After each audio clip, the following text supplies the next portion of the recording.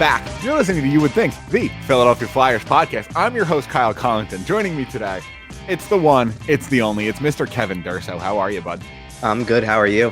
I'm doing fantastic because we have two Philadelphia Flyers wins over the Pittsburgh Penguins to start the 2021 season. It doesn't get better than that.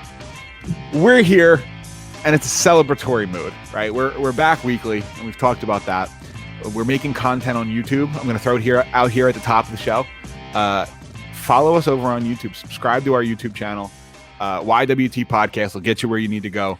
Kevin's doing pre-game videos over there. I'm doing post-game videos over there. We might have show clips going up there eventually. Our YouTube channel is the place you want to be. Head over there and at least throw us a subscribe over there. It really helps us out. Super appreciate that. We're going to get into today's show. And it all started on Wednesday. And on Wednesday, the Philadelphia Flyers started the season with a win over the Pittsburgh Penguins. We all watched that game on television. There were no fans, which was the first game in the Wells Fargo Center that didn't have an attendance, but it actually did have a little bit of an attendance. And one of the people in attendance was my co-host. So Kevin, talk us through kind of the protocols at the Wells Fargo Center and how everything went as a member of the media in a time of no attendance. It was strange, to say the least. I mean, well, first of all, I'm glad that we don't have to go through this again because the 5:30 start was just weird. I mean, I know why they did it. I'm not going to lie. I liked it. Dinner came at the end of the second period. I ate dinner during the third. Okay, well, for you it did. For the rest of us who didn't have the ability to. For the rest of us, you were there. You don't get to complain about it being. I'm not trying to complain. I'm just telling you it's an unusual. It was just unusual. And not only that, but like it's, you know, like I don't mind those obscure times on a weekend. You know, it works. It feels great. On Saturday are fun, right? Yeah, like exactly. It's 5:30 in the middle of a week, trying to figure out when you're going to get down, and not only that, but it was just, you know, it just felt weird trying to get down there for that. You know, even down to like the radio appearances I typically make. Like I did it. Probably wasn't traffic though. No, it wasn't that bad. Trying to get down. Like here's the thing: when I do spots on 97.3. I'm kind of accustomed to that 7 o'clock start. Okay. And whether they want me on in the 5 o'clock hour to close out the main show that's on, or whether they want me on, which is more likely than not this year, because I think this is like it started around playoff time or mid playoff time. They were doing this when they have a 6 to 7 show that's supposed to be the build up to whatever's on that night. So some nights it's Flyers, some nights it's Sixers. So they did have me on, and they did have me on Friday night at like 6:20. So I had like 40 minutes until the game started, and I did a spot, you know, that kind of thing.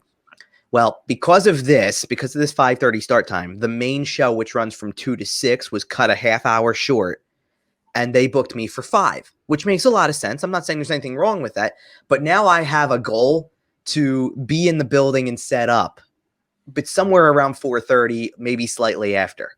So I'm trying to get down there. Oh, and by the way, the other part of it is that given the protocols and given the restrictions, this is another thing. In a normal situation, I probably would have tried to show up if I knew that there was a possibility of me doing a spot, all that type of stuff. I'd try to show up. Let's keep with the 5:30 theme then. If I didn't have anything else blocking me in that would have allowed me like to go whenever I wanted to and all that type of stuff, I would have been down there in the building completely set up by 4. Maybe even slightly earlier than that. Like I would have been trying to show up. You'd be knocking on the doors at 3 o'clock trying to get in.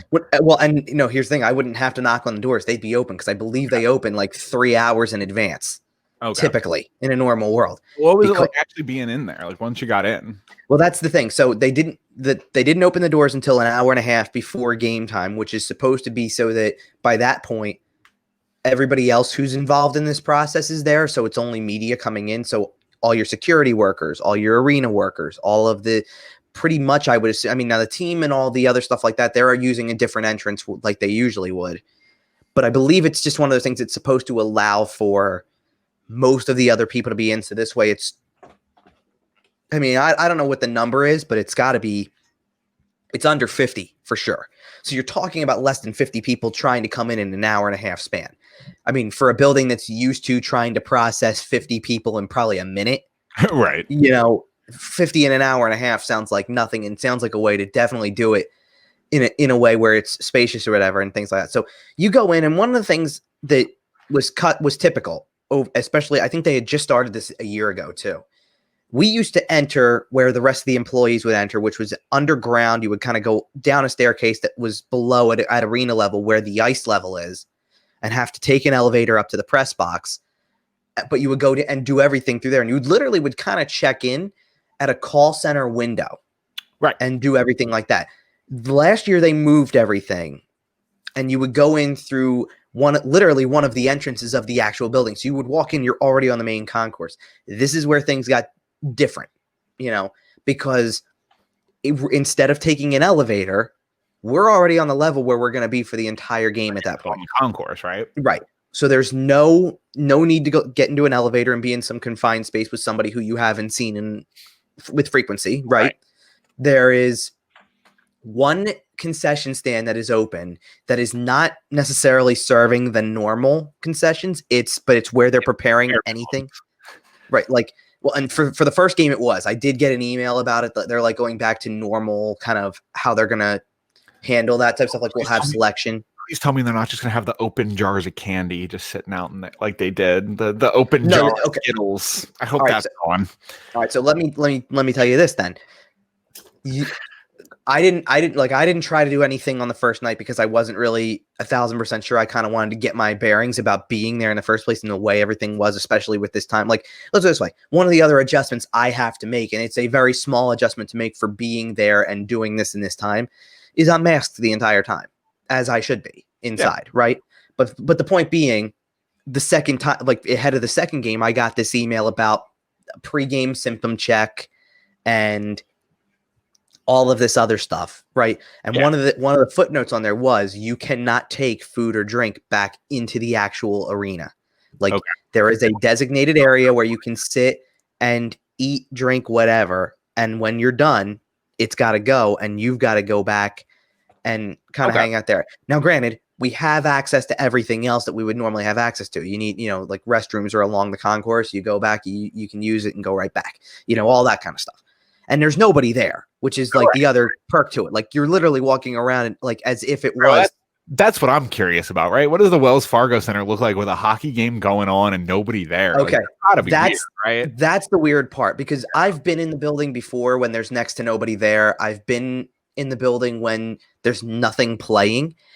I can even tell you, like, I knew what the sound of hockey going on with nobody in the building kind of sounded like, because post game they use the ice for men's league games and things like that. On a different level, like at practice, you hear what kind of the boys sound like when there's really not much crowd. Yeah, but even practices like at training camps and things like that in years past, there's a healthy dose of fans that show up, so you can hear chatter, you can kind of hear things like that. So it's not like it's empty. You know what I mean?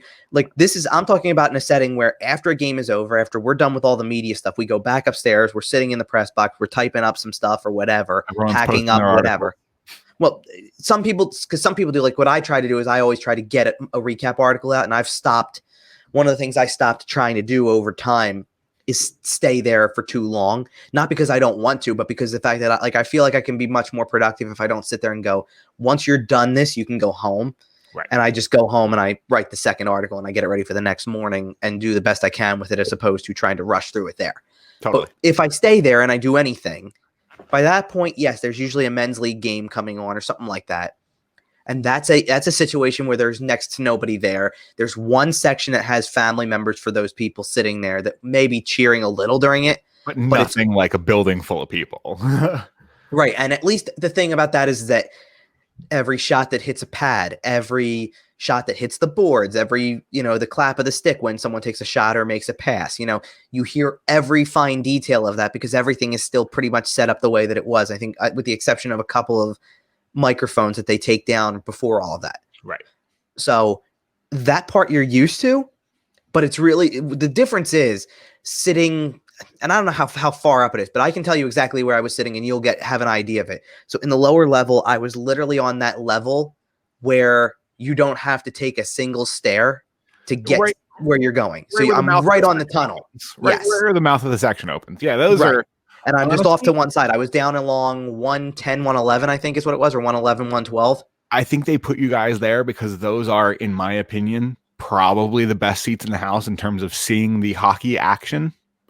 Well, I think they did that because here's the thing. I still prefer the higher view because I see more. I get it. I'm a big fan of there were too many things first row of the upper deck. But right. Well, there were too many things happening that I couldn't clearly see that you kind of had to guess. I probably like a good example. I probably have and there's two things. I probably have a better chance of seeing something from upstairs in the moment than I do down there. And there's a lack of technology that they have upstairs for us that they can't give us down there, which is totally understandable. I'm not trying to say it's a complaint, but certainly. Like in the moment, I'm sitting there going, that second goal was Erik Gustafsson's goal. It looked like it happened in front of me. It doesn't look like it changed its direction. It looked like it floated right in, and I went, that one seems like it's his. But there was a very clear replay that showed it hitting Nolan Patrick. Yep. I definitely didn't have that angle because Nolan Patrick was probably the same spot as I was, looking straight across at him. I don't really see it. I don't really see it change direction going in. And only that camera angle from the end would really show that it changed direction and hit him. And I don't have a TV there to actually get a replay. Like, I have the scoreboard above me, and I may have missed it trying to type that somebody scored. You know what I mean? And I was having, there was a couple things too, because I was having some internet issues, probably because I hadn't been down there for 10 months. So, trying to reread that oh, yeah, you did used to be on this network before. It's a free network and things like that too. So it's a little unique. So, but nonetheless, so I'm trying to get that stuff pumped out. I probably didn't see the replay. It's different than, and the replays we would have on those TVs upstairs are on probably about a 10-second delay. Right. So you have time to watch the play, go, hold on, I need a replay, look up, and then still see it. You have time to process the play, think what just happened, and then still have time to think what just happened, type out what happened in your opinion, and then get a replay. Yep. And not miss anything. You know what? It sounds like it was a super, super interesting experience. And pulling back the curtain a little bit, I was lined up to go with you and be in the press box for the last game before the shutdown. It ended up being after the shutdown. It was going to be against the Minnesota Wild on a Sunday in March, right after the world shut down and the league shut down and blah, blah, blah. You and I could have had this experience 10 months ago, obviously without the testing and without testing and, whatever. You're right. But it does sound like a super interesting experience. But yes. Oh, go ahead. No, so let me go back for a second to kind of pull back some of the curtain a little bit more too, because when I mentioned they're funneling us in and we're only being let in an hour and a half before the game. So the normal protocol of that is you go in, you put all the things that you have with you off the side. They're running it through metal detectors and they're doing checks. It's like airport security kind of in a way, and you do all that stuff. But after I walk through the metal detector and that's clear, there's an employee there who's also waiting to do a temp check. Okay. So you're getting your temperature checked before you go in too. Like, they want you to fill out this form before you go that explains, no, I haven't been around somebody with it. No, I don't have any symptoms. I'm clear as well. All that type of stuff, right? And then when you go in, they confirm that this is the case, at least by taking your temperature to go, yeah, you're good. Your normal temperature. Go head over and pick up your pass and things like that, or do whatever you have to do.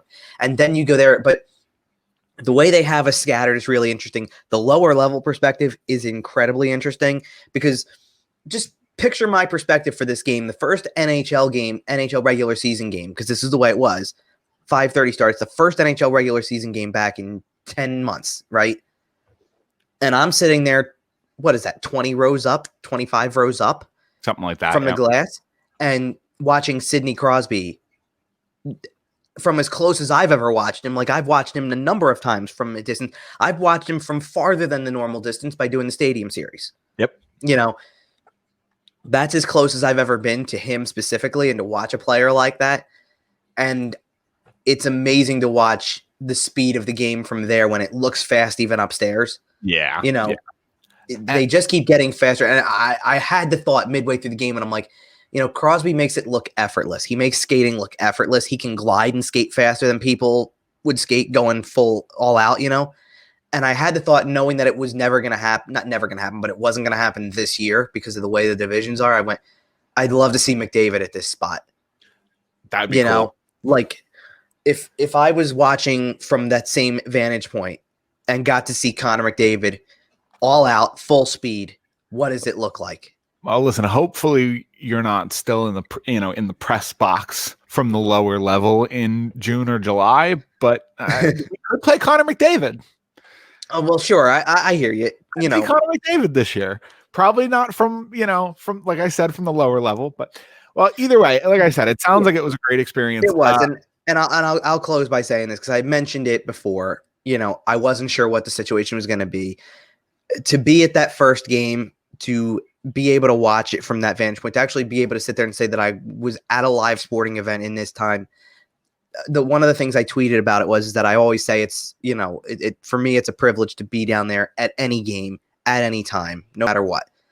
And it felt like even more of a privilege to be among maybe 30 people who were in the media, who were watching this game at that moment and trying to, break it down for the people watching at home and all that type of stuff. And it was a lot of fun to be there. And not only that, but you know what else? And I'll kind of shift gears a little bit because we will talk about the games specifically, but it was surreal to even see who was back on the ice for the Flyers too. You know what I mean? Like that. Yeah. Because like it's been 10 months since I've covered a game in person, right? Up until that point.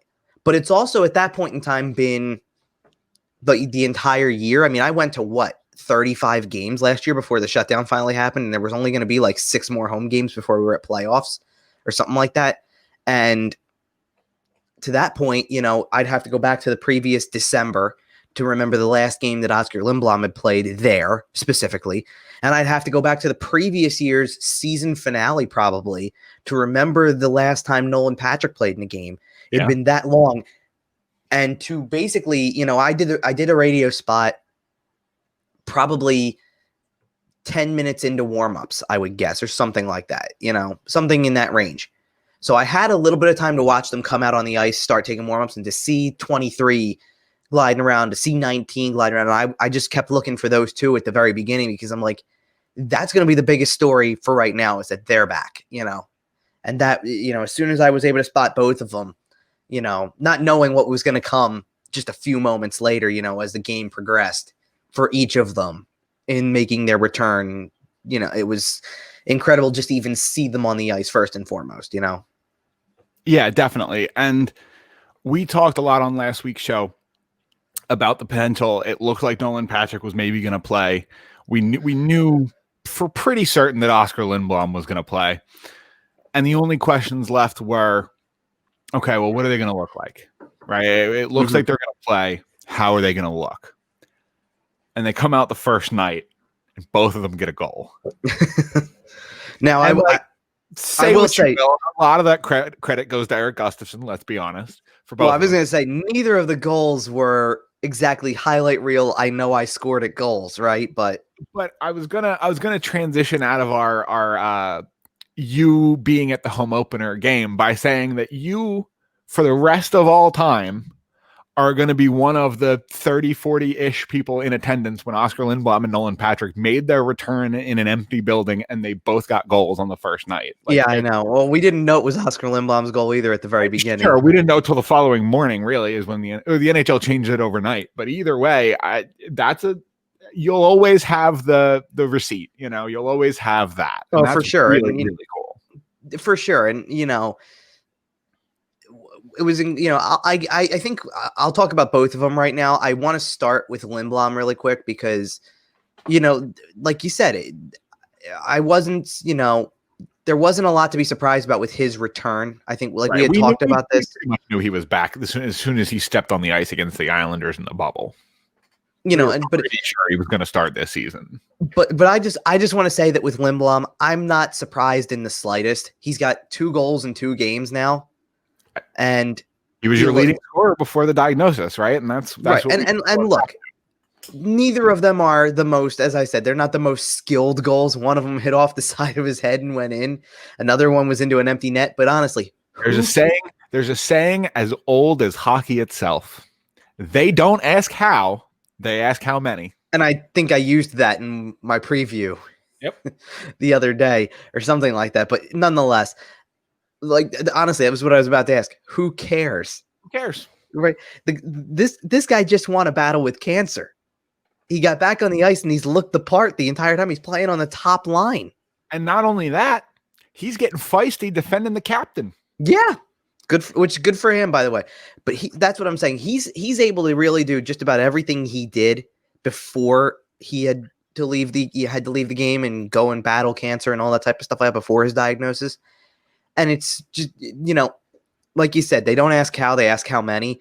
It's nice to see the 2 next to his name right now for that, even if they're not the prettiest goals or once into an empty net. Like I said, who cares? It's only 2 games. I don't want to get too far ahead. And I've said throughout, I don't want to pin expectations on either of the 2 guys we're talking about right now, because of the fact that I just don't want it to be something that we get, too far ahead of ourselves with, because health is going to be a question mark for these guys no matter what, because you just never know. Yeah. But I feel like there's a part of me that looks and says 2 goals, 2 games, 56 game season. He looks every bit the part. He looks completely healthy. I feel like it's safe to say he's got 10 to 15 in him in a shortened season. I'm not saying he's definitely going to, but I don't think 20 is impossible. And I almost thought about trying to push it to that limit, and I held back because I thought that's pinning too much on him. We're going to talk a little bit more later in the show about why 20 might be a little bit of a stretch at this point in time.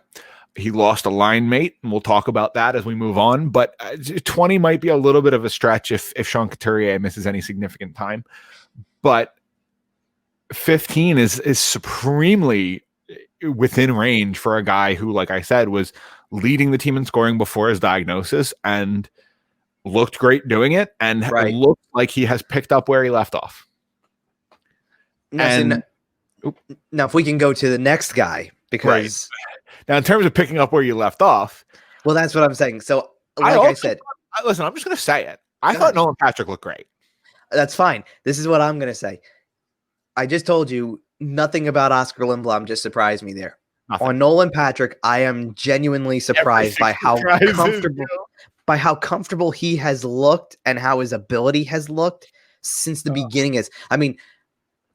Thoroughly impressed, and we didn't get a chance to talk about this last week because it happened after the fact with the show. Thoroughly impressed with this scrimmage. Kind of looked at him and went, "Oh wow, okay, you really are ready to go." Now the only question I have left for you is, how do you look against an actual opponent? How do you look after Jack Johnson tries to put you into the boards? Well, not really, but because it's not Jack Johnson anymore, but it's Cody Ceci, whatever garbage. Well, did you notice he got scratched the second game? Like he played one game. Did you notice he gave away the first goal? Yeah, I hear you. Scratch. Turns out signing Cody Ceci is a bad idea. Thank you. You should have seen. I mean, I believe, among the many things that were trending on Twitter from Friday's game, one of them, believe it or not, was Chris Letang because he was a -5. And I don't know. Just double check for me. How many goals did the Penguins allow in Friday's game? Okay, so he was -5 in, perfect 5 for 5 being on the ice for goals against. Chef's kiss. Couldn't happen to a nicer guy. But seriously on Patrick, I was genuinely surprised with how well he looked then. He really hasn't missed a beat at all. And it's like the same. It feels like the same thing goes for him that it does for Lindblom. He's got a goal. Well, he's got in terms of like this, he's got a goal. He hasn't missed a beat when he missed an entire year. But right. No, but I'm saying but this is what I mean. So the same thing goes for him as it does for Lindblom in the sense that he's got a goal that involves kind of an element of luck versus skill. Like there's a little bit of both goes into it. It's a deflection, but it's not a deflection with the stick. It's kind of like just being in the right place at the right time. Still counts as a goal. His assist on Friday was much more of a showing of skill and determination than it was luck. That was not a lucky play. That was hard work, determination, making a skilled power move, doing what kind of came somewhat advertised in his game. Yeah. And I really think that right now at the moment, I'm not saying it's never going to come up again, but at the moment, put the health questions behind him for right now, because if at this point in time, and I'm saying it this way, if you include the Sunday scrimmage from a week ago, he's played in 3 straight games and he's practiced every day and there's no setbacks going on and he's not being eased back into the lineup. Hasn't missed a shift as far as I can tell. Right. And not only that, but had moments where he's been tested for that, right? Like takes a good hard hit. He took a hit in a practice scrimmage, went to the bench and hopped back on for his next shift after that because he just didn't, miss a beat. So I can't wait to see, maybe not now, maybe not this year. He's still, growing and developing. I can't wait to see Nolan Patrick as a net front presence on the power play. I think he's going to be able to do what JVR does or did at a very high level on the power play, and I think he's going to be a very effective in the 3 or 4 foot range for a very long time. Right, and I do think he's going to be good at net front for sure. I need to see who else he's playing with, I should say, because here's the thing: he's on a power play right now with JVR. Now JVR is definitely the net front guy. Yeah. So you stick him in the high slot, and he's there for deflections there too. He is taking the eyes. You can't deny that. He did on both of the first 2 goals of the Wednesday game.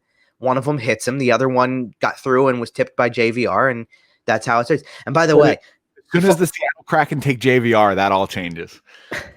Well, I was about to say, who had JVR scoring the first goal of the season? Nobody. Right. Like, I'm not, and that's not a knock on JVR for scoring. That's who thought that he was going to get the first goal of the season? Yeah, he was on the third line. Like, you don't expect your first goal of the season to come from your third line. But I think I had heard people, a few people suggesting, Konechny, Hayes, Couturier. There were probably people who out there were like, what would be really fitting if Patrick scored it or Lindblom scored it or something like that. Things like that. But I don't feel like a lot of people had said, James Van Riemsdyk is going to be the guy who scores the first goal of the new season. Well, one of the biggest stories that came out of that first game for me, and it's kind of related to JVR scoring, was how good the second power play unit looked. Sure. And a lot of that is Erik Gustafsson. On the power play, Erik Gustafsson looked phenomenal. At least in my eyes. He was carrying the puck well. He knew he had the 2 shots that ended up getting deflected one way or the other and ended up in the net. So he ended up with a couple of primary assists in the first period. But overall, I think he just looks fantastic. All right. So I'm going to curb this a little bit. Now, one of the things I did tweet during the first game, by the way, was that Joel Farabee playing on the left side with Gustafson at the top. They just read each other really well on the power play. That was something I liked. If JVR's job is to get to the front of the net, if Patrick's job is to get in the way, being in the high slot, Jake Voracek's on the other side, and you have the other 2 guys positioned where they are, but they're really feeding off each other. They did collectively kind of play that outside game and let everything kind of just funnel toward the net. And that's an important. Guys didn't have a preseason to practice either. They're only going to get better. Well, and for them to come out like here's to show how effective it is. They get their opportunity on the first power play of the game way down the line. Like, what was it? Almost a minute and a half in when they finally scored because it was deep, right? There's 15 seconds left in the period when they get the second power play of the game. And because it was a penalty that was drawn with a lot of the first unit guys on the ice, they go to this unit and they say, okay, you're in for this last 15. You have the last push here. Right. And in 8 seconds, they had a goal. Boom. Yep. And that's what's so impressive to me is that they had that in a matter of 8 seconds. To take a lead, that's a huge goal going to the break. 2-1 in the locker room instead of 1-1. That's a whole different animal. Yep. Well, 1-1 would have been that's a spirit breaker. Yeah, well, 1-1 would have been huge too because from the start of it, it wasn't a perfect period by any stretch. Now, I'm saying curb everything because in the second game in general, the power play numbers are skewed a little bit because I think at the end they went 1 for 6. 2 of them were, I think, power plays that lasted 45 seconds. Yeah, it's so it's a little hard to stay there. And they did score on one. One of the ones I had that was a full length, sort of full length, because they had 9 seconds of 5-on-3, and they did score on the second end of that. Right. Now, that's taking advantage of an opportunity. It was the first goal of the game. That's certainly important. And they go out and they get that, right? And then from there, they only had 2 more full power plays after that. So they were 1 for 2 at that point. And out of the 4 that were left, 2 of them were 40 seconds or 45 seconds, Right. So it's a little different. Yeah, the numbers are a little skewed, especially in the early season. If you get a limited power play or 2, your numbers get wonky real quick. That being said, I wasn't thoroughly impressed with the second unit in the second game as I was in the first, obviously. Gustafson did not have the best game on Friday. For all around. The thing that you got out of Gustafson was this. In Wednesday's game, when he scores a goal, or not scores a goal, when he assists on 2 goals by taking shots on the power play and contributes in that way, he's helping directly to get you 2 goals. So when he commits a turnover that's in the neutral zone that leads to a goal the other way. That's the give and take of his level of play. Yep. You're going to have, like, if at the end of the day, you can sit there and say he assisted on 2 goals on the power play, but also cost you one with a turnover or whatever it may be, then you kind of have to play that give and take and say, you know what, you still come out up 2-1. The classic Shane Gustafsson. You know what it is, but it's not to me though, because like there's something about, because this is, you know what, it's the thing about Gustafsson that we've talked about for years and years now, and it's that he needs to be contributing on the offensive side for the other side to look good. So if Gustafsson goes out and has 2 assists in a game and gives up a goal on the other end, and it's direct, not one of these goals where it's, oh, well, you happen to be on the ice, but you played the position well, a guy just beat you with a good shot. Like, you committed a turnover, right. You know, okay. But it's a 2-1 goal differential, and you say, I live with the defensive mistake for the 2 goals that I got the other way. Because he generated 2, right. And that's more value for the team. Right. But so yeah, I agree that he is better. He's better off the puck than Shane Gustafsson is. He's better without the puck. He's better not on the power play. He's better at 5-on-5. And it's not, it's not like he's not a good skater. He is. He was fine with that. You know, he does move the puck well, and he has the ability to get up the ice and move around a little bit. And he's learning just as much as anybody else is too. You know, for as bad of a game as I thought he didn't, that he played on Friday, which defensively was very loose and didn't have a lot of structure and all of that type of stuff. It's second game that everybody's playing. You know, it's not like it's a preseason and then you're going, well, gee, 2-3 games in, you should be good. One of the things that Jake Voracek said in relation to this was something about 4, it might take 4, 5, 6 games before they really get everything together like that. And it will keep getting better. And I don't disagree. When that's the number of games that you have in a preseason too. I think Alain Vigneault had said his ideal preseason is like 6 or 7 games. Right. And you got none, so you take what you get, and that's pretty much it, Yeah, you got half a game with that little Team Orange versus Team White. And it's the only, and this is the only guy who was not on this team a year ago. Pretty much. I mean, yeah. Even Nolan Patrick, who didn't play last year, he was around, knows the team and knows the guys and knows some stuff because he did get a handful of practices in. Right, and the same obviously goes for Oscar Lindblom. He left. Oscar Lindblom got games, Well, sure, but even after that, he was still around the team as he was kind of going through his treatment and basically up until the pause. Oscar was kind of around. Right. So that's I don't put anything in. I think it's just an adjustment period for him. I didn't think he looked bad, like overly bad in any particular situation. I just because I'm not going to single him out on Friday completely because it wasn't like he was the only one. That was really sloppy. The whole game was, both sides. It was very indicative of no preseason. Yeah, it's interesting. I think both teams kind of put their best foot forward on Wednesday. And the hockey wasn't perfect, obviously. It was still pretty rough. But it looked pretty good. As far as a first game with no preseason goes, the hockey looked pretty decent. Right. Friday, I think both teams were a little less prepared, right? They say you have a lifetime to write your first album, but only a year and a half to write the follow-up, right? They played a great masterful game on Wednesday and then played a little bit of a sloppy game on Friday. One thing I did want to mention is we didn't see a ton of physicality on Wednesday. There was obviously Flyers, Penguins, you're going to get some level, but there wasn't a lot of nastiness. Mm-hmm. Friday, we saw a little bit of nastiness. We saw Claude Giroux show a little bit of frustration. We saw Oscar Lindblom get involved in some stuff. We saw some net front stuff. The Flyers don't see the Penguins until March. Yeah. Which means from March to May, they're going to see them a lot. I think we set a solid little table here to come back to in March when the Penguins come back to town.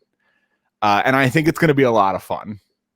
I'm really looking forward to Flyers Penguins this year. But I am also looking ahead just a little bit. We're gonna delve into the week ahead just a touch. Do you think Buffalo will have any of that heat, or is Buffalo too far removed to be a real rival? It's tough to say. Buffalo is still, probably Buffalo is still trying to find their way a little bit. They've played. Here's what I will say about Buffalo. They've played 2 really competitive games so far. And that's interesting to me. You know what I mean? Like, to play 2 close games against Washington, they scored 4 goals in the first one, so they have the offensive chops to be able to score with rate, Right.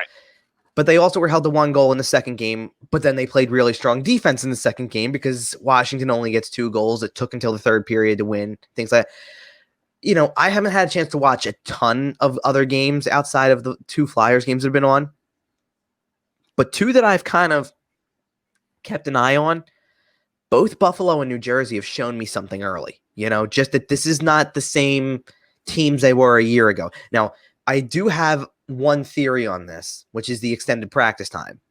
They've had a little bit of extra time to work on some stuff, and the teams they are playing did not. And honestly, with a team like Buffalo, that extra time is huge because that means Taylor Hall and Jack Eichel had an extra week to skate together. Right. And that's a huge deal when you sign a guy like Taylor Hall on a 1-year, a weird contract. The Taylor Hall contract might be one of the weirdest contracts in NHL history. You don't often see 1 year, $8 million for a guy who's 27, 28. Right. It just doesn't really happen. So the fact that they had an extra week and Taylor Hall gets to come out and look good with Jack Eichel right away is good for everybody in Buffalo. Well, he scored the first goal for him, didn't he? I believe so. I think the first goal of the season for them. I know he scored in the first game. I don't know if it was the actual first goal, but either way, that's good for them, and it's good for the Buffalo Sabres because Jack Eichel thinks you're trying. Right? I think Jack Eichel was starting to get a little frustrated, starting to talk about some discontent, but they went out and signed Taylor Hall and said, "See, we're trying. Here's a fancy winger. Go play with him." Well, so the fact that it's going well, I think, is a good thing for Buffalo. Yeah, well, Taylor Hall gives them a new dynamic, and what I mean by that is that, look, they don't have a win to show for anything yet, but they've played 2 really competitive, entertaining games, and they've got the ability to throw a number up on you if you're going to play a sloppy game. Like, I don't really disagree with what was being said by the Pittsburgh side about either of the 2 games, which was, that they took advantage of more opportunities. They got better, maybe some better bounces or more favorable outcomes with what they were trying to do when the puck would just bounce a certain way. And the other side just wasn't able to finish. I mean, how many times has we watched the third period of a 3-2 game for most of it anyway on Friday night, and you're waiting for that moment to happen. And, and obviously one of the big X factors is the guy who is playing goal. You have a top-notch goaltender. There's no question about that. But, and by the way, one of the big questions I have with this Buffalo team, I don't care who it is in goal. There was a big difference between Carter Hutton on Wednesday night and Linus Ullmark on Friday night. Right. 2 different results, 2 completely different results. Yeah. And Buffalo's had some goaltending issues for a while, basically since Ryan Miller was a good goalie. Sorry, Ryan. But if Buffalo had a decent goalie, I think they were an okay team, right? Like, you have Rasmus Dahlin on the back end. You got some star power in Jack Eichel up front. You added Taylor Hall this season. There's something there in Buffalo. They need to find somebody who can stop pucks. Maybe it's Linus Ullmark. It might be Ukko-Pekka Luukkonen. But if they can find somebody to stop pucks, I don't think Buffalo makes the playoffs just because the division's so stacked. Right. But I think Buffalo could be a problem. Yeah, they could. Well, and let me bring up something that I was asked prior to Friday's game when I did my spot on 97.3. And it was a really good question. And it's something that we've talked about a little bit, but now I think you can really break it down even further because there's things that have happened probably since the last time we talked about it. Do the Flyers have the goaltending and goaltending collectively, not just Carter Hart, that you sit there and you say, because really in a shortened season, you need 2. Do they have 2 that can get them there? And the key, and the key to the answer to the question I said is they're one of the few teams in the division that I can sit there and say have 2 guys who I know can do the starting job. Yeah, I know Brian Elliott can go in and be reliable at times when he's called upon, because now more than ever, his role is not number 1 guy. You know what I mean? At least at this stage of his career, he knows what he is too, and knows when called upon, give it your best, be the reliable guy that they've come to know over the last 2-3 years, and do what you can to help them win. because most of the other nights, the kid's going in and probably finding a way to win, right? Right.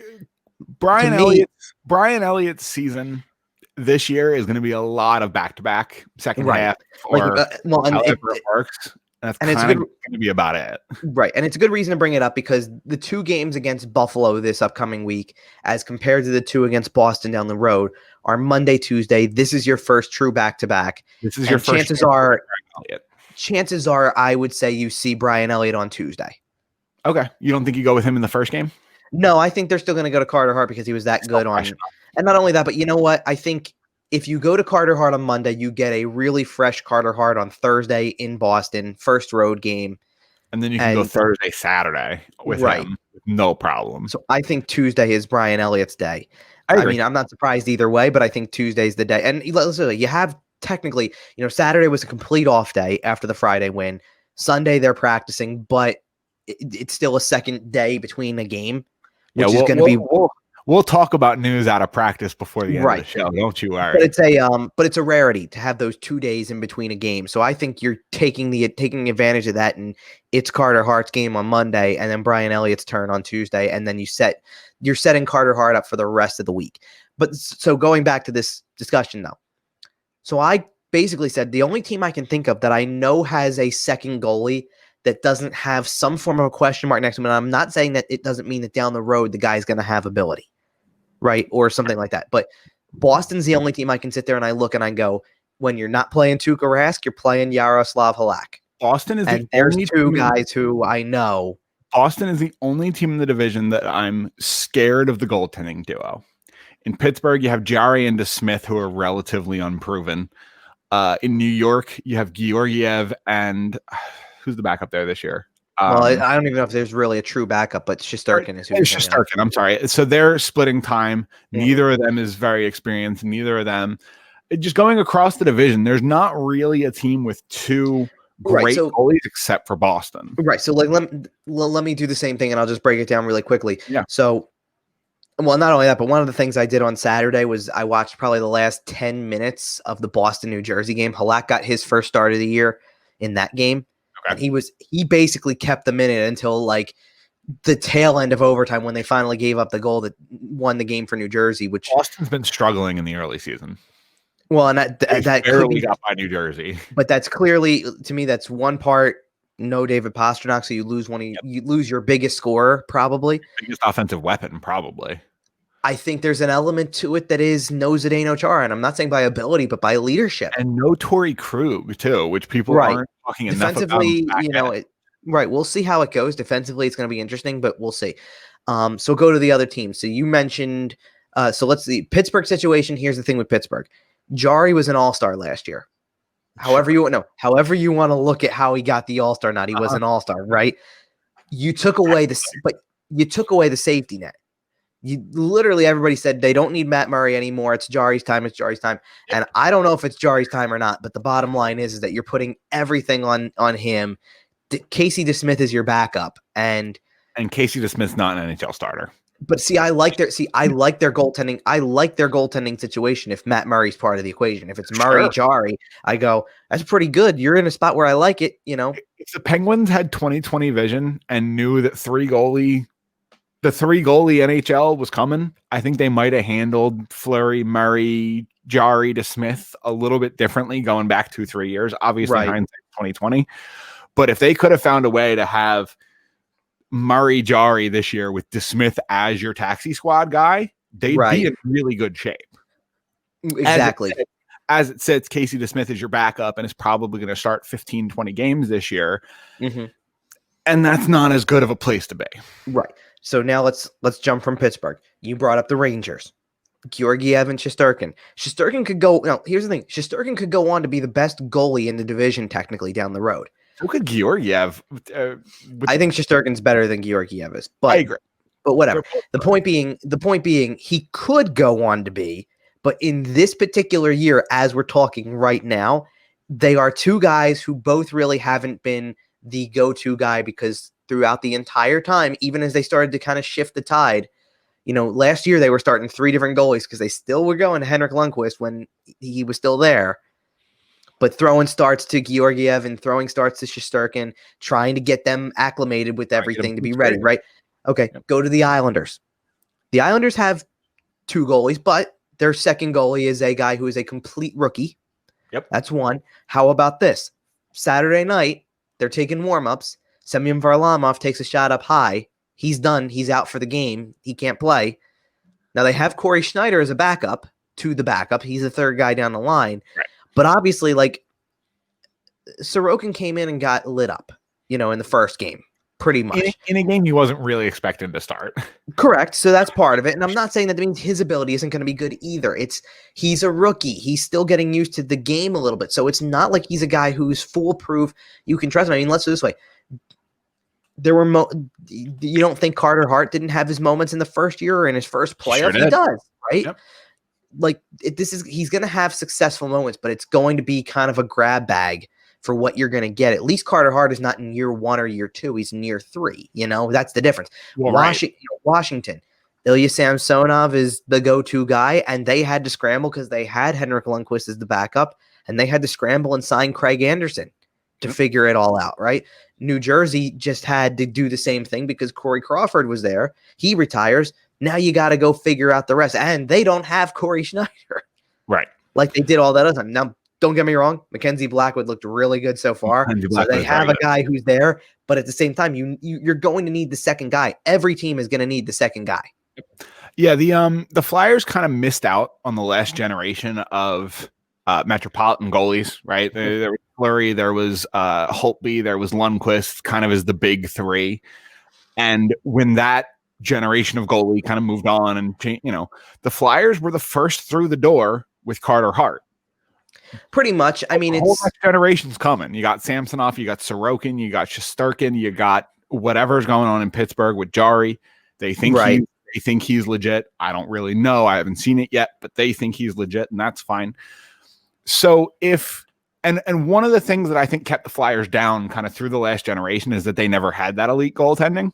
Mm-hmm. So the fact that the new generation is kind of coming around and the Flyers are the first through the door and might have the best of the group, I think is very encouraging, not only for this season, although I think it will be enormous this season because, like you said, Carter Hart has far more playing experience than some of these other guys. But I think it's also going to be enormous for the team over the next 3 to 5 years because Carter Hart also has playoff experience first. Carter Hart has this, that, and the other. I think he's going to be the leader of the new crop of, Metro Division goalies as the next kind of wave comes. Right. I mean, it goes, a couple different ways. I don't know. Yeah. And that's of course, assuming everybody stays with their current teams. The NHL is a fickle beast. Yeah, I hear you. But either way, we talked about the Boston duo. We'll probably see Rask once and Halak once in these 2 Flyers games. It seems like they're splitting them pretty decently. I would think so. I don't know for sure. I mean,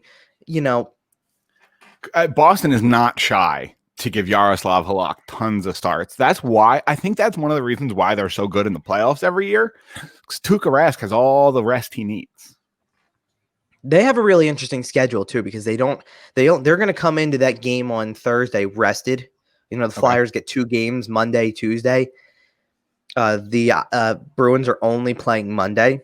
Okay. So they have 2 days off between these games. Now, they haven't played at home yet, so they're kind of fresh off the road too. So that could be, so you're maybe that's definitely going to see Rask on Thursday. I guess home opener. You gotta play your starter in your home opener when you just had 3 days off. Maybe, I don't know. I mean, it could be that way. If that's the case, I guess Halak would possibly go on Saturday, depending on how the result went. And honestly, they might just go Rask again on Saturday. Rask has good numbers against the Flyers, right? So that could be a thing too. I don't know. But. Well, I started this kind of look ahead with asking if Buffalo had the same heat from a rivalry perspective. I'll ask you the same question towards Boston because it's a little bit different, right? There's a little bit more. I feel like the Flyers have played more high-stakes games against Boston in recent years. They probably have, for sure. Buffalo's kind of been stuck on that irrelevancy area for a while at this point in time. Well, they have, but that's probably, it's because certain things change with, too. I mean, it was 10 years ago that they were battling in the playoffs too, and right, playing the Flyers to a 7-game playoff series and doing things like that. Like, it's not like it's out there or whatever. I mean, they've got a good young group of players that will make their way into the picture. One of the guys I didn't even think about as I was starting to prepare for these games coming up is Dylan Cousins. Oh yeah, is he? Sorry, did he make the roster out there? He's on the third line. Yeah, he is playing. Okay, and I don't believe he's got a point yet. I mean, or he doesn't have a goal yet. I know that, but I don't believe he's got a point yet. And that's and you got to remember, like they've played, the one high scoring game there, but you get goals from we said Hall scoring. I think it's funny. Jake McCabe scored a goal at one point in time. Victor Olofsson scored a goal, which is not uncommon. Right. Toby Reeder gets a goal. Okay, there you go. Cousins had an assist on Reeder's goal on that one, so he has a point, but he doesn't. I don't think he has the goal yet because Ristolainen scored the only goal for Buffalo in the second game. The thing about Buffalo, I know we talked about it a little bit earlier. Them missing, they would be in a much better spot. If the Casey Middlestat pick was a better player. And I that's not really a shot at Casey Middlestat, but he hasn't panned out as well as I think that they hope he would. Right. And if he was a top 5 pick, definitely top 10. He was 8th, I think. Okay. But if they take somebody who's contributing and if they have a solid second line center, because Casey Middlestat was not that. Right. They'd be in a much better spot. But the fact that Jack Eichel's basically been a solo act for 3 or 4 years now is really tough up there. Yeah, it is. And, it's unfortunate for him to be this top 2 pick who has a lot of expectations, came into the draft as a, potential game-changing player, and it hasn't equated to that. It happens though, because it's not a one player sport. You can have the best player in the world. It doesn't mean you're going to get results. And let's put it this way. One of the things that I know people can kind of freak out about really early on here, the Flyers have played 2 games. They have 2 wins. They have 4 points. There are only 5 other teams in the league as we sit here making recording this morning, that can say the same thing. That they have 4 points, 2 wins in 2 games. Yep. Toronto has 2 wins in 3 to be the 7th team with 4 points, and that's it. But one of the teams, or their losses to the Senators, by the way, so it's not a good loss. But think about Pittsburgh, 0-2 in 2 games. You love to see that, by the way. Any season that starts with the Penguins 0-2, I'm okay with that.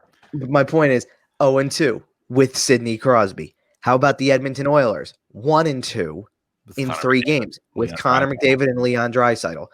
1 or 2 players do not make the entire team. So to sit there and talk about Buffalo and say they've got Jack Eichel, that's all well and good. I mean, and to an extent, I guess one player does make a team to an extent, because last year he missed a game and the Flyers scored 6 goals before you could blink, it felt like. Well, I'm going to make a comparison. And I'm curious what you think. The Buffalo Sabres do not have a goalie like this team. But if I compare Jonathan Toews to Jack Eichel, Taylor Hall to Patrick Kane, and Rasmus Dahlin to Duncan Keith, what do you think about this Buffalo Sabres team compared to the shortened season Chicago Blackhawks? Because that's the only comparison I can think of. And again, they don't have a goalie as good as Corey Crawford was that year. I'm going to come out and say it, and that's probably your biggest thing, because Corey Crawford was fantastic that year. The problem with your comparison, and it's not outrageous. I didn't realize. I think they're a low rent version. I'm not. Well, this is something I didn't realize until again I started to prep and get a look at what their line, because I'm not gonna look at line combinations for every team every day. I'll keep up with the Flyers line combinations and whoever they're playing. So I'm getting ready for these games coming up against Buffalo. I didn't realize Dahlin was not on the top pairing. Oh, is he not? He's on the second pairing. Interesting. The top pairing for the Buffalo Sabres defensively is Jake McCabe and Rasmus Ristolainen. Yeah. Now, both have their moments, but both are not exactly what I would equate to Duncan Keith in his prime. You know what I mean? No. And honestly, if Rasmus Ristolainen is Duncan Keith, Jake McCabe certainly isn't Brent Seabrook. Right. Well, and then I don't even remember who. I'm trying to remember who Dahlin's playing next to. I know Colin Miller is the third line or third pairing defenseman on the left side, and it's rough in Buffalo. But this is what I'm saying. Like, there's teams out there that you sit there and you go, not a bad group of forwards when you sit there and you think about it, because their top line right now is Eichel, Hall, and Tage Thompson. Wow. Pretty decent group. Dylan Cousins is playing third line. Eric Stahl is playing second line. You still have, other guys that fill in, there where they can and things like that, right? Like, you got guys who are filling spots. I mean, even a guy like, and everybody knows this, guy who has really killed the Flyers in previous years, Jeff Skinner, is on the fourth line for Buffalo. Rasmus Dahlin is playing with Brandon Montour. All right. I mean, it's not a terrible pairing, but it's not the best one either. I mean, Brandon Montour, who was barely cracking the top 6 for the god-awful Anaheim Ducks. I don't know. It's not a good look. Well, I think there's a lot of teams out there that can say that, though. That can say their defensive grouping doesn't look good. I mean, let's put it this way. The thing that I kept saying a lot throughout the first 2 games of the season was, when it came to Pittsburgh, was they've got the skill up front still. If you give Crosby chances, you give Malkin chances, you give Gensel chances, you give Brian Rust chances, keep going down the list, they should be able to find a way to score on you. They've got that kind of talent. But defensively, I really don't fear them that much. I look at their defensive group and I say, you've got Chris Letang, who is starting to get older also, as part of a core that's been around for a long time, and then start picking the names off of who you put with them. John Marino, Marcus Pettersson, Cody Ceci, who didn't make it more than one game. He's healthy scratch. Here comes Chad Ruedel. There's a couple others. Mike Matheson, who didn't look really good in game 1 and didn't exactly follow it up with a great game 2 either, because it was collectively sloppy, things like that. They don't have a defensive core that really makes you think it's a huge threat.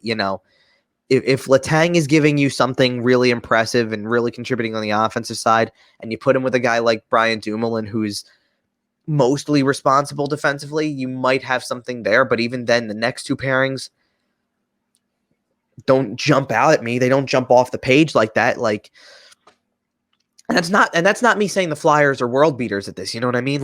No, for sure. The Sanheim-Myers pairing is still growing. The Gustafson-Hague pairing, people were already freaking out on Twitter going, break this group up. They look horrible in the second game. And it's like, no, everybody looked horrible in the second game. Yeah, I threw out on our Twitter at YWT podcast a little question asking, or a little tweet asking for questions, and we actually did get a response asking about some defensive zone play, and we'll kind of get into that towards the end of the show. But yeah, the Flyers definitely aren't perfect at the moment. Obviously, they're working. We've talked a lot about the lack of preseason, and I think we've seen a lot of that. One of the teams that I think has been really hurt by the preseason, and also that we've talked about, we talked about defensive core a little bit. Did want to talk about the Boston Bruins before the Flyers go play them over the weekend. They'll play them Thursday and Saturday, a little 2-game set in Boston. The Boston defensive core. We talked about the Buffalo defensive core and the fact that it was kind of Dahlin and I guess Ristolainen and then kind of a cast of guys. Say very similar things about the Boston Bruins, because your top pair is Charlie McAvoy and Jeremy Lauzon. Your second pair is Grzelcyk and Carlo. Without Chara, without Krug, that Bruins defensive core is taking a massive hit. Yeah, it has. And Charlie McAvoy is a good player. Charlie McAvoy might even be a very good player. He's a very good player in the NHL. I don't know if he's a number 1 defenseman. I don't know if he can carry a defensive pair. I don't know if he can lead a defensive unit like he's going to have to do in Boston. And Brandon Carlo, I think on Brandon Carlo's best day, he's a knockoff Travis Sanheim. And I really don't see Boston as a threat.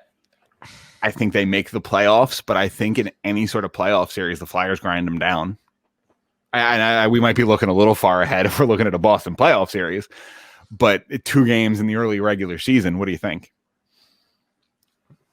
I mean, they've had their struggles for sure. I mean, you don't play 2 really close games where scoring was hard to come by. Like, to me, the thing that's more concerning than their defensive play, because they've played well enough. And I think they've got the goaltending. That's the other thing too. Like, there's a reason why New Jersey only has 4 goals in 2 games. And your goaltending, then that means still has only allowed an average of 2 goals per game, right? There's a reason for that. But I would also say that from a forward standpoint, they look like they're lacking, like in terms of just whether it's the absence of Pasternak, which obviously really the longer, yeah. Let's put it this way. Call that what you will. Maybe that balances the playing field when the Flyers go there this week, when both teams are missing somebody who you put a lot of emphasis on when you talk about the team, and things like that. They still have Bergeron and Marchand, but that's the thing. Like, I almost ask myself, outside of those 2, who has done anything offensively for this team since the season started? I mean, Marchand had the first goal of the season for them. Bergeron had the only goal of the game for them in the Saturday overtime loss. So who else has been able to even chip in offensively? It kind of is a team that hasn't really found it right now. That's been one of the criticisms of Boston for a couple of years now. They're kind of a one-line team, right? That's why they go out and get a guy like Charlie Coyle. That's why they go out and try to fill their depth a little bit. But if the top line ain't scoring, and without David Pasternak, it makes it a lot harder. The Boston Bruins probably aren't doing much. Well, they're asking for a lot from certain guys, I think, is what it is. Because at this point in time, and I don't exactly know how many years it's been, but it's been several. It's been probably 3 or 4 now for Jake DeBrusk. You got to take a bigger step, I think, is what they're looking for. Like, you need to take a bigger step and be to the second line with David Krejci's been to the second line for all those years. And I get it. No preseason does make it difficult to get into a rhythm right away. This is a team that had a lot more moving parts than others did. At forward, you're still becoming accustomed to guys that you picked up at the trade deadline a year ago. Let's be real.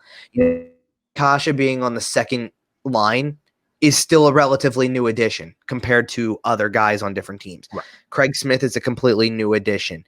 I think he's going to be a great pickup. I think, I do too, but I think it's also slow developing right now. And that's a problem at the beginning of the year. I mean, they should be considering themselves very lucky.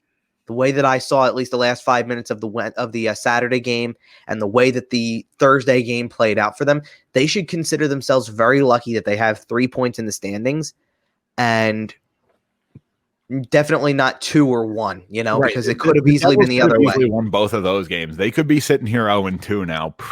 I honestly thought watching the end of the Saturday game that the Devils were going to win that game in regulation. That's how I did too. But honestly, for Boston, what's going to probably go down in their franchise history as kind of the end of the big Boston dynasty, the Bruins, or the Zdeno Chara, Patrice Bergeron, et cetera, right? Probably missing on those 3 draft picks. When they have 3 picks back to back to back, and Jake DeBrusk is fine, and Zachary Senyshyn takes a long time to get to your NHL team, and Jacob Zaboral takes a long time to get to your NHL team. You can't spend 3 top 15 picks on guys that aren't going to help. You know what I mean? Like, those guys have not lived up to those drafts. And they say missing on a first overall pick sets your franchise back 5 years. I don't know how true that is necessarily. But when you miss on 3 in a row, it certainly doesn't help. I don't know if they've missed completely on 3 in a row because they've got – well, and here's the thing. Because some of those guys are playing, you know what I mean? But at the same time, if you go back and look at that year's draft and think about who they passed on, I mean, let's just even be realistic. I believe that was also the draft year that, if I'm not mistaken, they could have had a guy who just had a hat trick for the Flyers. Yeah. They could have picked him in that spot. They could have picked one Mr. Travis Konechny. I mean, they could have picked Travis Konechny. They could have picked Travis Konechny. They could have picked Matt Barzal. They could have picked, there was a number of guys. They could have picked Kyle Connor. They could have picked Thomas Chabot. Like, there was a selection. And all of these guys have been outstanding. Think about that. instead of going Zaboral, Senish, and DeBrusque, imagine if they go Konechny, Shabbat, Connor. Or Barzal, like Barzal did go at high anyway. You know what Barzal, I mean? Shabbat, Connor. How about that? Your first line center is Patrice Bergeron. Your second line center is Matthew Barzal. Your first defenseman's Charlie McAvoy. Your second defenseman's Thomas Shabbat. Actually, I mean, that would legitimately McAvoy is your second. Legitimately, at that point in time, that would be the rich get richer. You know, the Boston Bruins at that point are a dynasty. I mean, maybe, yeah. I at that point in time, they win the Stanley Cup in the year that St. Louis did. They beat the Blues. Yep. Oh, absolutely. They kicked the Blues up and down the ice and probably beat them in 5.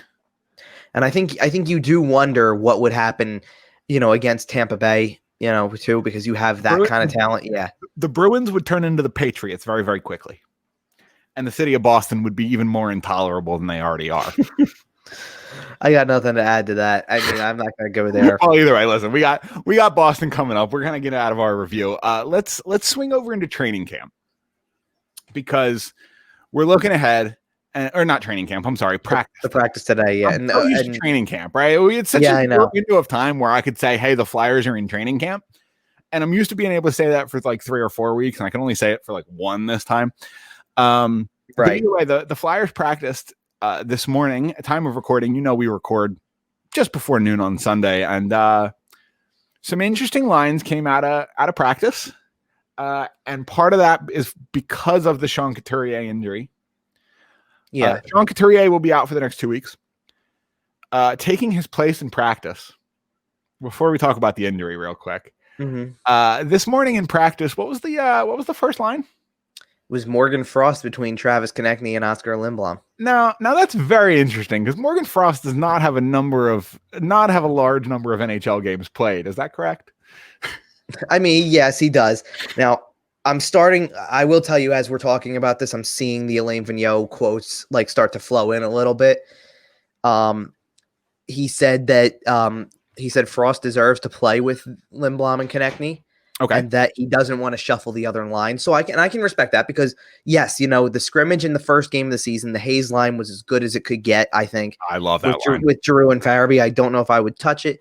I texted the group chat multiple times between the first 2 games. I texted the You Would Think group chat multiple times talking about how much I loved that second line, Hayes, Giroux, Farabee.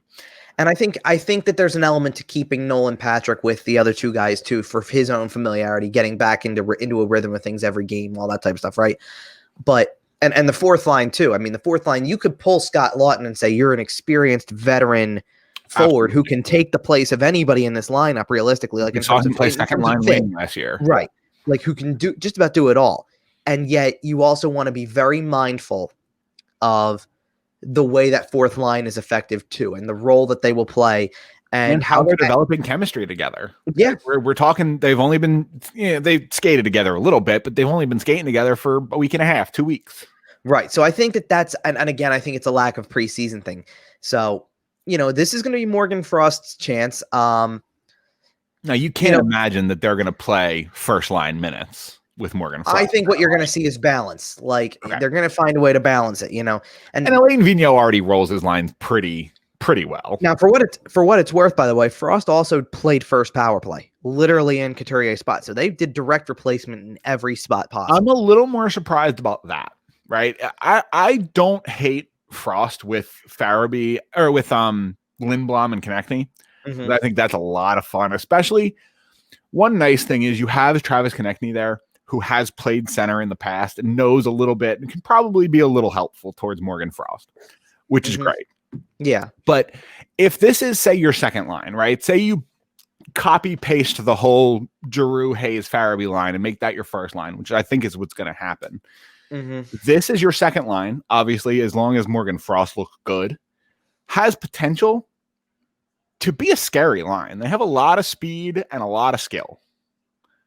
And I think if these 3 stick together and if these 3 are the line moving on, or at least, you know, until Sean Couturier gets back for the next, 2 weeks or maybe more, I think I'm okay with it. Yeah, I think I am too. Look, he definitely earned the 13th forward spot, and he's taken big steps in his development. And he's another player who paid his dues and did what he had to do to get to this spot. You know, he skated with the team. He was with the team. I believe he was with the team during the bubble, all that type of stuff. Like, he really paid his dues because he was with them in the bubble and never played, you know? Right. So you pay your dues and you wait your turn until it's your time. And he's earned the opportunity for whenever it was going to open up, right? Well, here it is. It opened up. Sean Couturier is out, and now you got to come in and be this guy. He's not a direct, like, even though he's going to directly replace Couturier in lineup form and things like that, he's not a direct Couturier replacement, and that's okay. You know, you can, but there are a lot of teams I don't know if any direct Couturier replacements exist in the National Hockey League. Fair enough, but you can certainly do worse to try to plug up a different spot in your lineup than other teams could. You know what I mean? Like, I don't think every team has that 13th guy that you go, I can trust in this kid to be as much as he can be, and expect the others to fill the void. And like, if Frost can come in and be Flyers depth, right, but if Frost can come in and not miss a beat with this kind of, to an extent, and you can get the defensive play from Hayes and from Patrick and from Giroux and fill the void that way, then this certainly could work. And I'll tell you this for certain. If we go through if they get through this next week or so specifically, you know, and I'll say next week for sure, but week or so, like, I know it's a 2-week minimum injury for Couturier, but if they get through this next week, if we're talking next week and they're still getting results and still surviving this and staying close to the top of the standings, it will show the fortitude that this team has. It will show that they can truly be looked at as contenders, because if you can take one of these guys out of the picture for 2 weeks, maybe it's longer than that. It could, you know, if it becomes a really long 2 weeks or so, you know, then it changes the game. It changes the way you view the team, because it says that one player is that critical to the success, right? I think this team will struggle without Couturier's presence from a defensive standpoint. There's going to be a lot to ask for a lot of guys, but I do think the core is going to have to step up. But I think they can score without him. You know, like he hasn't really been the forefront of the offense for the first 2 games. They've scored 6 goals and 5 goals. Yeah, and he hasn't. I don't think they've needed him to be the biggest offensive guy. It's like Claude Giroux. Do you need Claude Giroux to be your top point guy every year when Konechny's scoring and Lindblom is scoring and Patrick scoring and Farabee scoring, and you get these new guys who take the step and develop into better offensive players? If they're doing the job, if they're getting it done, then you don't need Claude Giroux to score all the points to still be a successful player. And you don't need Sean Couturier to score to be a successful team. So they played virtually the entire game Friday without him. He played 45 seconds and he was done. They scored 5 goals. I think that's pretty good, you know? That's fantastic, yeah. And I do think one of the other things it will show us how much Carter Hart continues to carry the team, because, you know, he did in the playoffs at times. He could very well be the difference maker in this team getting through this next stretch of games without missing a beat, still staying at the top, surviving without Sean Couturier for a while. I think you're going to see what you saw in the first period on Friday a lot without Sean Couturier, because Sean Couturier leaves 45 seconds into the game in a 0-0 game. Flyers, bang, bang, bang, 1, 2, 3. Before 2 more minutes have gone by, it's a 3-2 hockey game. I think that's a product of 2 things, though. Okay. One, I do actually think the goalie change made a difference for Pittsburgh, because that was a wake up. Yeah. That's a wake up call. And I do think that to an extent, though, too, the Flyers looked at what they were doing, even without Couturier at the beginning, not knowing he wasn't going to be back, obviously, but looking at what they did and kind of thought, boy, we have them on the ropes already. Look at this, 3-0, just bang, bang, bang. Goalie's out. You know, I think early on, you know, a little bit. Mind games come into the situation a little bit, and you go, we got this one in the bag. Let's start focusing on next week. Let's just get out of here unscathed. And Pittsburgh didn't stop. But Pittsburgh didn't stop playing hard to try to get goals to get back in the game. They definitely didn't stop being a physical team either. You know, like they still were making runs at people and things like that. You know. Yeah, so, for a minute after the Flyers scored to make it 3-0, I thought the game was going to deteriorate. And I did actually want to compliment the officiating staff, because I think they did a really good job of keeping that game under control. Right. That game could have gotten real hairy real quick. I did find it interesting, and I wasn't sure how this was going to work, but they had the same 2 officials for the game. as they did on Wednesday, which I thought made a lot of sense because obviously they're already there. If they're going to play, if the two teams are going to play, like I wouldn't be shocked at all if that's the way we see it on Monday, Tuesday. You know, you two are here for the first one. You're doing the second one too. It at least, to me, at least creates some form of consistency. And there were more penalty calls in the second game than there were in the first one, but it was a more physical game. There was probably a little bit more out there for it. And I think it was more necessary. I mean, how many calls in the first game were things, you know, like there was one of them was a too many men on the ice penalty, you know? Yeah. It was more technicality than it was the slash physical infraction. On Lindblom and Patrick. It was a little ticky-tacky. It was on the hands, but there was no, like, it made contact, but it was a little bit of a ticky-tacky call. In the playoffs, I don't think that gets called. See, it was, but to me, it was also one of the few things that got called that was like that, as opposed to, like I'm talking about when there was, you know, when there's too many men on the ice penalty. Yeah. And it's something that you have to call if you see it. It's, you know, things like that, you know. The refs on Friday did a really good job. They called just about everything when the puck was involved. Yeah, they did. But they let the guys push and shove, and they let the guys sort a lot of things out as long as it didn't affect possession, as long as it didn't affect the play. Yeah, and they knew, you know, that's the thing. Yep. They knew that it was going to be one of these things, post-whistle scrums, things like that, you know. We don't give officiating staff credit often enough. They're often the brunt of vitriol when they do things poorly. So I just wanted to point out that I think the refs did a really good job managing that. And I know that there are people who don't care what the reputation of an official is. They just think this way anyway. Well, no, but they just think this way anyway. You couldn't have gotten two better guys in the league, in my opinion, to do the first two games of the season for you than you did with these two games in Wes McCauley and Kelly Sutherland. Like they're two of the best. Yeah, I know Wes McCauley's overacting gimmick isn't for everybody, and I completely understand that. But in terms of officiating quality, you got some of the best. Well, and here's the thing. He's not overacting in any of these two games when the empty building's there and he just sounds that loud. It's just he's doing I know. He's doing what he's used to doing, and there was no mistaking what the penalty calls were. You know what I mean? He came out, he turned that microphone on, and just let it rip. In a world where we beg for communication, nobody communicates better than Wes McCauley. I got more out of Wes McCauley than I did out of Lou Nolan during that game because of the fact that he was loud. That Wes McCauley was louder because he just and that was another cool angle of being there, by the way, was you could hear a little bit of it. You know, these are specifically those two are two of the most vocal officials in the game. Okay. In terms of trying to monitor and give guidance to the players as they go about the game. So to hear them chatter a little bit was no surprise, and it was really good it was cool to be involved in that, to have a front row seat for that as much as anything. I do want to turn our attention back to the Couturier injury. Certainly. And specifically talk about that because the reason I want to talk about it is because I don't want people to be misled on what the timeline of the injury is, because it's a unique type of injury. It's not something we hear about all the time. It is let's be clear, this is a minimum 2-week injury, not just a 2-week in your back kind of injury. This isn't 2 weeks. Oh, but he'll be back in 10 days. This is 2 weeks, maybe, hopefully. Well, right. And look, could he be back in 2 weeks? Sure, he could. There's always that possibility. I don't know. Athlete in the prime of his career, he should be in the best physical shape of his life. But the thing about it is that it's a minimum 2-week injury, and I don't really like the sound of that because it sounds to me like there's greater potential for it to be longer.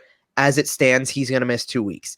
That means he's going to miss 7 or 8 games, depending on how you want to look at when what they're calling 2 weeks from, right? If you're calling 2 weeks from Friday, he misses 7 games. If you're calling 2 weeks from Saturday, he misses 8, right? Something like that. He misses 4 sets of games, right? We've talked about the early schedule and how, you know, we're kind of playing little 2-game sets against a bunch of teams. He's missing the Buffalo series, the Boston series, the New Jersey series, and then he's like questionable for the Islanders series. Correct. And look, my point is this. He's missing 7 or 8 automatically. And there's a chance he misses significantly more. Well, but in any given week, he could miss another 3 or 4, just with the way the schedule is structured, right? Yep. So if this turns into a 3 to 4 week injury, it becomes something like 12 to 16 games potentially. 16 games in a 56-game season is nearly 30%. It's a huge percentage. That is a large chunk of the schedule to be without your top line center and your reigning Selke winner, right? Right. Now, we talk defensively. Reigning Selke winner. That's it right there. Like, what else do you need to say? It's going to be hard to make up that ground. And I'd previously said that I thought there were 3 players that this team could not afford to lose long term. Obviously, they need Carter Hart to be successful because you need the goaltender, and you need the goaltender who gives you the best chance to win. They need Ivan Provorov to be the defensive leader, and luckily for them, Ivan Provorov is not human at times. So most times, right? So like, whatever you think would hurt him probably isn't hurting him as much as it would hurt the average person. He's such a durable player. I was at Game 6 of the Penguins series. They just talked about this on a Friday's game because I think now he's tied with Claude Giroux for consecutive games alongside of John Leclerc, which is the second longest streak behind Rod Brind'Amour. And I wouldn't be shocked if Ivan Provorov is the one who breaks that. You know, Claude Giroux might be in question a little bit not because of his ability to stay on the ice, because he has been able to for a long time. Well, his age / how long, how much longer does he have with the team specifically? I mean, you don't know how many years you have left. You don't know when you start to get phased out of the lineup. Provorov is entering the prime of his career. He's never missed a game in his entire NHL career. But I also said they needed Sean Couturier because for all of the offense that, let's branch in every other forward we can think of. Okay. For all of the offense that Travis Konechny gives you, for all the potential that you have with Lindblom, Patrick, and Farabee, and for the play that you can come to expect from veterans like Giroux and Voracek and Hayes, Sean Couturier is the best player on this team at all ends of the ice. He's the guy who is most responsible defensively among the forwards. He's the guy who navigates the neutral zone well. He's a guy with some offensive abilities that can score. He does everything. You can't say that, at least not yet, for guys like Konechny and Lindblom and Patrick and Farabee. They're guys who could, down the line in their careers, be good two-way players, be guys who play penalty kill as much as they do play power play, who play as well in the offensive zone as they play in the defensive zone. But I think what you saw right away from the very beginning when Couturier left was what happened to the defensive structure of the team.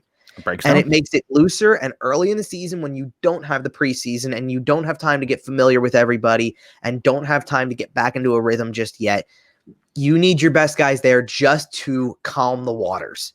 And when Sean Couturier was not there, you saw how it was choppy. And that is what Sean Couturier does well as well. You know what I mean? He's also a guy who calms the situation, and his presence on the ice just gives you confidence that no matter what happens, even if you don't have the best offensive shift, you didn't get any pressure generated. You couldn't get into the zone. You didn't get any shots on goal. Yep. You didn't turn the puck over in the neutral zone, and you didn't give up much in the defensive zone either because he was out there. And he goes off and your 60 seconds is over and somebody else comes on the ice. And you know what I mean? I take a sigh of relief when the puck hit Sean Couturier's stick because I know that it's going to be received safely, moved safely and effectively to where it needs to be. And I trust Sean Couturier with the puck more than any Flyer since Chris Pronger. Like, remember when Chris Pronger would get the puck and you just go, we're about to get a shot on that. Great. We're about to generate some offense. We're about to do something. The puck's about to get out of the zone. Okay. Whatever needs to be done in that situation, Chris Pronger did it. And Sean Couturier has that same defensive mind, hockey IQ, whatever you want to call it. Sean Couturier has it.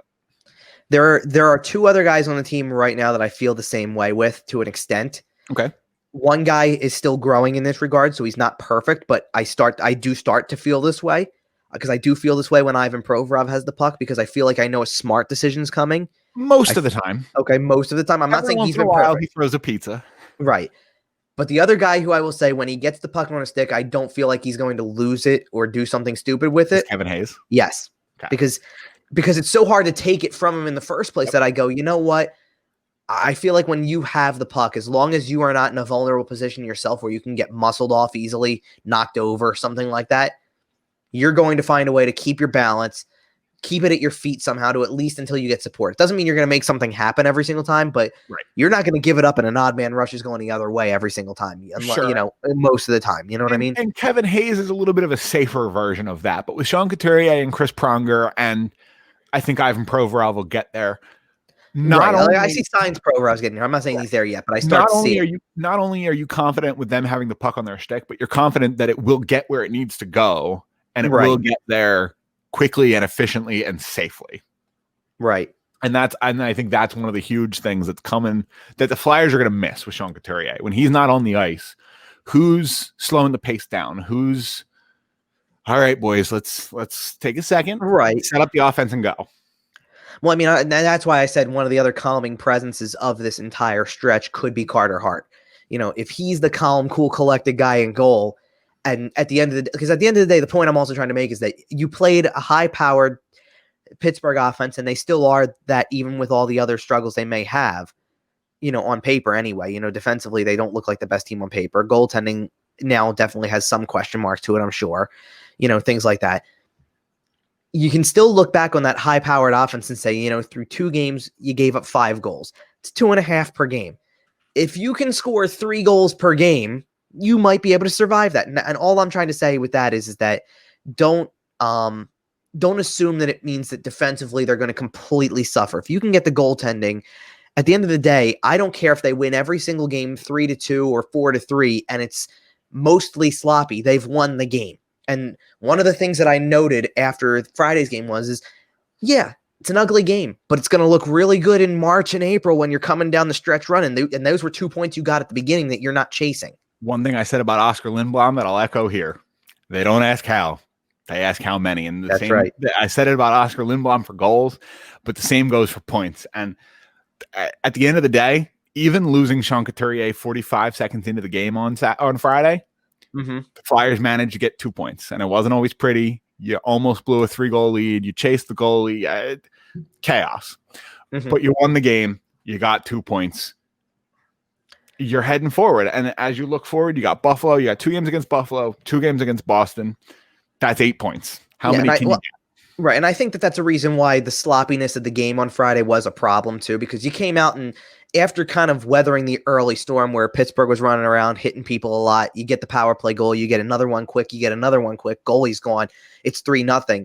And I think in everybody else's mind, rightfully so, by the way, maybe not in the players' minds, but everybody else's mind, you're thinking, whoa, this is on its way to being a big time win, because you're up 3-0 in the first period. You kind of think at that point in time, you're in control. You chase the goalie. You should now just be able to lock it down. You're about to do what the Avalanche did to St. Louis and beat them 8-0. Right. Well, that hadn't happened yet. Well, sure. But nonetheless, anyway, that's what I'm saying. You start to get to that point where you think, wow, they look really good in this first period. I don't think if it's collectively a sloppy game and you really have to grind it out and you're getting to the 3rd goal in the 3rd period, and then pulling away with 2 more later. If it was a 3-goal 3rd period again, instead of 2 down the stretch and 1's an empty netter, but if it was a 3-goal 3rd period again, then I think you'd evaluate the game differently because it took longer to get to that point where the offense clicked. Absolutely. You kind of sit there and you say you weathered the storm at times, you had the lead, you were tied, you kind of play through it, and then you pull away at the end. I think that's how game 1 was viewed. You know what I mean? To fall behind in the game, to take a lead late in a period, to give up a tying goal, take the lead again, give up a tying goal, get the lead back relatively quickly, and then hang on to it. And not only that, but then find a spot where you surge really quick, put the game out of reach, and it's like it all came together. It felt like the 3rd period was where it all came together, Definitely. As opposed to what a hot start, 3 goals in 9 minutes, goalie's gone. And then, oh, wait, what happened after that? Oh, they scored 2 goals in 30 seconds, whatever it was, that quickly, and now you're fighting for it every inch and holding on to that lead. And it's not like the fact that it didn't get better right away. It wasn't until the 3rd period that I felt like they locked it down more. Yeah, and that's a big deal. If I recall correctly, my memory isn't as crystal clear about this. Do I recall last year's teams kind of doing something similar where the 3rd period was often their best period? Because I remember talking on this show about Alain Vigneault being very good at making in-game adjustments. And I feel like the Flyers play a really good 3rd period under Vigneault, just kind of generally. I would say they do. Here's the thing. The first game I thought felt like that kind of carbon copy, yes, because it was the way that they scored so quickly twice in the 3rd period after taking the lead back. It's like, where did this figured it out? Right. Where did this come from? Because they did this to Toronto last year in one game, where it was where it's 2-1 in the 3rd period. You just retook the lead, and that quickly here's a third, here's a fourth, here's an empty net goal, and then two more on Freddie Anderson after he's back in. Right. Like, where did all of this come from? Here's JVR, here's Shane Gustafsson. It kind of felt the same way in the third period of the first game. The second game to me was totally different because to me that was a look at this hot start right off the bat, come out firing really quickly. 1, then 2, then 3, I don't think that there's any reason, and like look at who was scoring on Friday too, like Travis Konechny. I think there's no reason to be concerned about him anymore. I think his scoring is fine. No, thank you very much. Obviously, the detractors will say, "Well, it's not a playoff game, and we were really worried about him scoring in the playoffs." So actually, I get it. Fine, whatever. It was the kid's first playoff run, really. Pretty much after getting his curb stomped in 6 games by Pittsburgh his rookie year. Oh no, this was his first real playoff run as an actual contributor to this team. Breathe. Right. Well, and not only that, you know what? Not only that, but something else that I want to point out really quick, because I think the Saturday results as they were coming in, Montreal beat Edmonton 5-1. Like, are people not seeing what was already kind of starting to show in the playoffs that Montreal's getting better? Montreal's a good team. Right. Like, they have a better team. We did this when we did predictions, and I said Montreal's making the playoffs this year. Look out for Montreal in the North, man. And this year you're not going to have Price in a shortened season with Jake Allen as your backup. Well, and this year you're not going to have this crazy, extra teams out of the play, presumably, because as long as everything goes the way it should, you should have 4 from each division, right? Well, the argument there that is, if that was the case last year, Montreal wouldn't have gotten in at all. No, I know, and that's a fair argument. I'm not saying it's not, but what I'm saying is that, like, watch his team now, because I think that the guys who did participate in that are feeling pretty confident about themselves. Oh yeah, so it's something to watch. But all in all, to tie it all back to the beginning, it's just good to go and look at the overall standings. I mean, at the moment, and of course, as we're recording this, Washington's playing, so they're tied for the division lead. But that's a third game for Washington, so the Flyers will have their chance. Not that we're standings watching this early. Oh, we're certainly not standings watching early, but honestly, in a 56 game season, we're probably only 2 or 3 weeks away from starting. I say you get through January 1st for sure. I don't know, man. You get 15 games under your belt. That's almost a third of the season. Right? Okay, that's fair. But I'm saying, like, for January specifically, they're only going to have played 8 games. Okay, total. Or whatever it is, or not 8 games. They'll play 10. So once that first week of February, when we get to the first week of February, Super Bowl Sunday hits, and the transition from football being on to the winter sports being on really hits. When we get to the live show after the 12 o'clock Washington game in February, I mean, sorry, did I just tease that on the show? I don't. Ooh.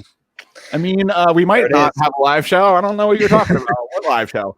That definitely won't be announced on our Twitter at YWT Podcast. Well, because you already not teased something else, but you talked about the videos we're doing pre-post game, things like that. There's kind of no point in having a post game video on a Sunday when the two of us could sit down and do a full length show that we do every week. No, so in case some of our listeners, if you've made it here without hearing the bit at the beginning of the show, I don't really know how that happened, but we're making YouTube content. Kevin is making videos before the show or before games. I'm making videos after games. But there will be occasions this year where the Flyers play on Sunday and things are a little weird. And one of those occasions comes up in a couple of weeks against the Islanders, and we haven't really figured out what we're doing for that show yet. After that's the Washington Capitals, and that game is at noon. So it doesn't really make sense for us to sit down at 11 and record a podcast just to have it go out of date. Right. So we might turn my post-game video into a live podcast. That's basically what we're talking about. Possibly then, but also, like you said, there's a Washington afternoon game that falls right in line. That's a perfect time to do one of these. The Islander series, the weekend series that they're going to have there is a little unique because it's both later games, things like I'd say in a perfect world, I'd tell you exactly what we would do. It would have fallen on a weekend like this, and we would have said, hey, you know what? Monday's a holiday for a lot of people. We'll just sit down and record on Monday morning and not even act like anything's a big deal, but it's not, so and that's why we have the post game videos, right? Like we won't necessarily talk about the Islanders game on the podcast, but I'll talk about it on the post game video, right? And then we'll talk about it on your next pregame video. And then here's the thing too, the Washington game at noon where we're going to be able to come on. It's a road game. It's not that complicated to figure out how we're going to do that. Things like that. I still don't know yet what the situation is going to be for those 2 Islander games yet. It's a kind of confusing deal. So it's not, we're working towards it, So basically what we're telling you guys, our listeners, is stay tuned. Keep an eye on the YouTube channel. Yeah. Because any pre or post game video, generally speaking, Kevin's going to be doing pregame. I'm going to be doing postgame. That is completely subject to change. I could show up on any pregame show. Kevin could show up on any postgame show. We could have other guests, Mike, Dom, whoever. The door is wide open. We're doing a lot of fun things over on our YouTube channel. Let's throw to some plugs and get us out of here. I've been talking about the YouTube channel. That's YWT Podcast. We're up there. I'm pretty happy with what we're doing over on YouTube. Go over there and drop a subscription for us if you don't mind. It really, really helps us out. We want to get pumping into the YouTube algorithm and really, really get the message out there. Make sure to follow us on Twitter too, at YWT Podcast. It's scrolling at the bottom of your screen if you're watching on YouTube. Make sure you're following Kevin at Kevin_Durso. The show can be found everywhere: YouTube, Spotify, iTunes, Podbean, pretty much everywhere, as well as sportstalkphilly.com. Make sure to follow them at Sports Talk Philly. Their Flyers coverage is at Flyerdelphia. They host us every week, and we love them over there. That's how we got Kevin. So, but other than that, I think that's kind of everything. Is there anything else you wanted to touch on here before we get out of here? No, just have, obviously with games being back, the in-game content over at those Twitter handles is a lot more active now. We're back. We are back at the start of the show, which is definitely the only thing. You want to know what the shame of it is? And it's your line, so I didn't use it because you introduce us every week. I almost used that as a caption when I took a picture from the arena on Wednesday to just sit like, I'm listen, like future reference. You have my permission to use that whenever. No, I know, but I didn't want to. I didn't necessarily want to just promote it in that sense. I was okay just more with a little gimmick infringement. It's all and right. not only that, but you know what? I was getting into the building with maybe 20 minutes to spare before I had to go on the air, so I was trying to get set up and then dart over to a quiet place because warm-ups were going to be going on too, and stuff like that. So it was a lot of stuff. But definitely, I'll echo what you said about the YouTube content because, quite frankly, I'm having fun making them. I mean, one of the things that I've incorporated you incorporated some of the graphics into your last video, which was really cool. I saw some of the things. Not only did he have the it's just saying post game across as a title, but scrolling across the bottom was the 3 stars and goal scorers, and he had it nailed. Like he did it. I didn't know. Are you muted, Kyle? I don't know if you're muted. Hold on. Oh, it says the mic's not. Hold on. This is going to be a really weird edit at the end. Your mic's not connected, it says.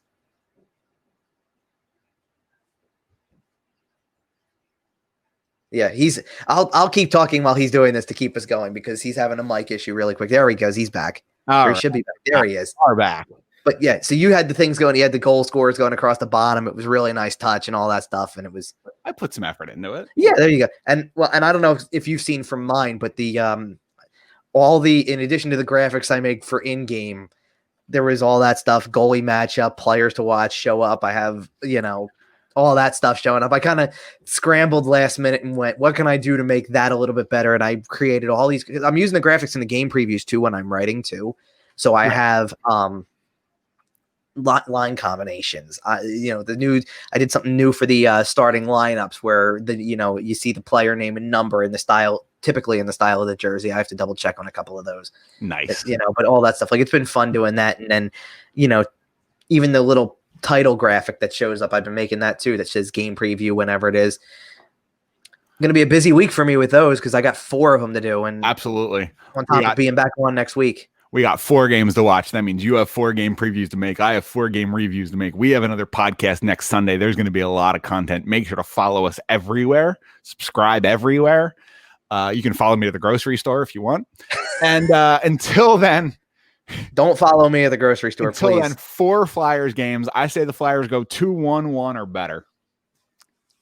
That's an interesting thought. I hate when you do this to me when you start to put the predictions on. No, the predictions on and Boston's involved. I hate that. I know. I do think they'll have success against Buffalo. I think that's going to work out. I don't know that they're going to get 2 wins out of that completely. I do see 1 for sure against Buffalo. That's fair. I think if you go 1-0-1 against Buffalo and then 1-1 and split with Boston, there's 2-1-1 right there. Yeah, that's fair. I mean, as long as Pasternak's still out for Boston, I think that will present some problems. And I believe he will be. So, well, you know what? We'll talk about it on the previews and the recaps. Kevin will let you know if David Pastrnak is playing in his game previews. Yeah, I got a few days for that, so don't worry about it. And until Let's then, focus on Buffalo first. Yeah, until then, we got Buffalo on Monday, Buffalo on Tuesday. Oh, it's going to be good. We'll see you guys next week. Take care.